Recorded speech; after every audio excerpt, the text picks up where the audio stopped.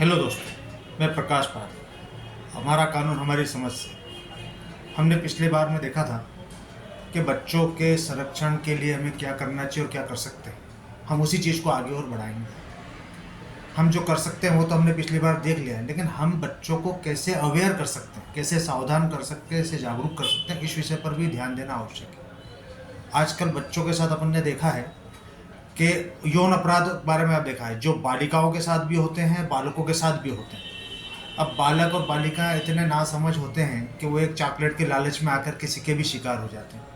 लेकिन घर वालों को अपनी जवाबदारी निभाते हुए उन बच्चों को अवेयर करना चाहिए कि बच्चा किसके साथ जा रहा है, कब जा रहा है, कितने समय जा रहा है, कहाँ जा रहा है। आजकल हमने देखा है कि परिवारों के मध्य इस प्रकार के अपराध होने लगे। जिस पर हम सर्वाधिक विश्वास करते हैं वही व्यक्ति हमारे साथ चीट कर जाता है।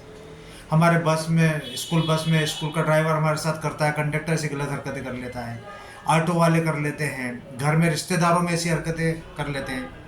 कई बार हमें जानकारी होने पर भी हम परिवार समाज में बदनाम ना हो इस चक्कर में उसकी शिकायत कानून में नहीं करते। लेकिन हमें बच्चों को अवेयर करना चाहिए कि हमारे साथ क्या गलत है, क्या अच्छा है, और किस हरकत के बारे में हमें माँ बाप को बताना चाहिए। माँ बाप को विशेष तौर से बच्चों को ये समझाना चाहिए कि यार बेटा, ऐसी कोई हरकत करे, ऐसी कोई बात करे तो उसके विषय में आप हमें बताओ। आपको कोई गिफ्ट दे, छोटे मोटे लीड पेन गिफ्ट या इस प्रकार के किसी भी प्रकार का गिफ्ट या प्रलोभन देता है तो आपको हमें बताना चाहिए, चाहे वो कंडक्टर हो, ड्राइवर हो, परिवार का रिश्तेदार हो। अच्छा, बच्चा कितना समय है, किसके साथ है, इस विषय में हमें ध्यान। हम एकदम लापरवाह हो जाते हैं। बच्चा कहीं गया तो 2-4 घंटे हमें परवाही नहीं, कहाँ गया, क्या कर रहा है, हम लगता है खेल रहा होगा। लेकिन हमें इस पर ध्यान रखना चाहिए, क्योंकि हमने देखा है अधिकांश शिकार हमने देखा है, आज अपन आए दिन पढ़ते रहते हैं पेपरों और समाचार के, बच्चे के कंडक्टर, बस के कंडक्टर ने ऐसा करा बच्चों के साथ, है ना। तो इससे हमें ये ज़रूर ध्यान रखना चाहिए कि वो बच्चा कहाँ गया है। हमारे बच्चों से अपडेट लेना चाहिए स्कूल के बारे में, बेटा क्या रहा, कैसा रहा, किसके साथ तेरा कोई लड़ाई झगड़ा तो नहीं हुआ, किसी ने तेरे साथ कोई गलत तो नहीं किया। चाहे वो अपना साथी बच्चा हो सकता है, बड़ा बच्चा हो सकता है, कोई डरा भी सकता है बच्चों को। तो हमें बच्चों को मित्रवत रखना पड़ेगा। जब हम मित्रवत रहेंगे तो बच्चा निसंकोच हमें इस प्रकार की बातें बताएगा। माँ उसके सबसे प्रिय मित्र होती है, तो माँ को ये सब चीज़ें जानना चाहिए बच्चे से। बेटा आज क्या हुआ, कैसा रहा तेरा स्कूल का दिन, कैसा रहा, क्या गया था, कितनी देर गया था, किस मित्र के साथ था, वहाँ था तो क्या कर रहा था।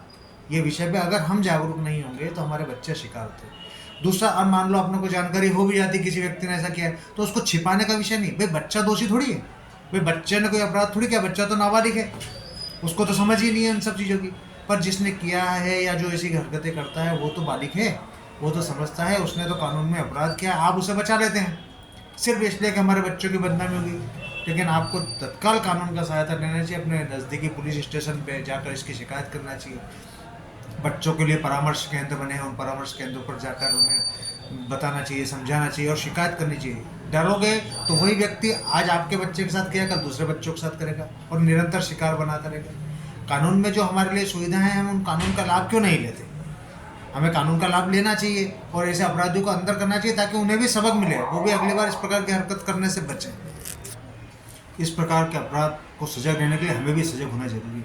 आजकल बच्चों के साथ यौन अपराध हो जाते हैं, जरा से लालच में बच्चों के साथ गलत गलत करते देख रहे हैं। हम बड़ी बड़ी घटनाएं देख रहे हैं जो आए दिन पेपर में पढ़ने को मिलती है। उसके बाद भी हम जागरूक नहीं हो पा रहे क्योंकि हम नहीं समझ पाते कि हमें इस कानून में क्या करना चाहिए।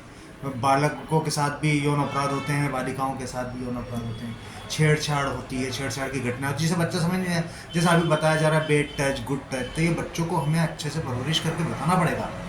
ये हमारा कर्तव्य है कि हम बच्चों को ढंग से समझाएं कि बेटा इस प्रकार की कोई हरकत करे तो आप हमें बताओ, उस प्रकार की हरकत करे तो हमें बताओ।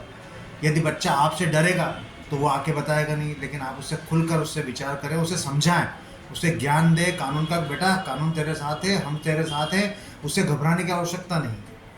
तभी जाकर बच्चे इन अपराधों से बच पाएंगे और इसलिए कर्तव्य हमारे ज़्यादा हैं। इसी प्रकार आपको पहले भी मैंने बताया कि ऐसे कहीं भी बच्चे अनाथ वगैरह दिखते हैं जिनका, उनको भी आप पुलिस की सहायता दे सकते हैं, संरक्षक में रख सकते हैं। बालकों की देख रेख संरक्षक अधिनियम के अंतर्गत जो कानून उन्हें प्रावधान थे उनका लाभ उन्हें प्रदान कर सकते हैं। तो मैं यही कहूँगा कि आप खुद भी सजग रहें, बच्चों को सजग करें, सतर्क करें। हम आपको पुनः मिलेंगे इसी चैनल पे अगले एपिसोड में। नमस्कार। आप इसे लाइक एवं सब्सक्राइब करते रहें और हम आपको अलग अलग कानून की जानकारी देते रहेंगे।